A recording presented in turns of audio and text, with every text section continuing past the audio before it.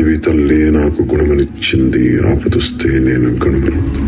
ఇక్కడ ఉన్నటువంటి ప్రతి కుటుంబానికి కూడా ఈ వర్షాకాలంలో చలి నుంచి వాళ్ళు రక్షించాలి అనేటువంటి ఒక మంచి ఆలోచనతో కావలసినటువంటి మంచి రగ్గులు, చాలా మంచి క్వాలిటీ రగ్గులు ప్రతి వాళ్ళకి కూడా అందించండి అని చెప్పేసి అందరికీ సహాయం చేయడానికి ఇక్కడికి పంపించారు.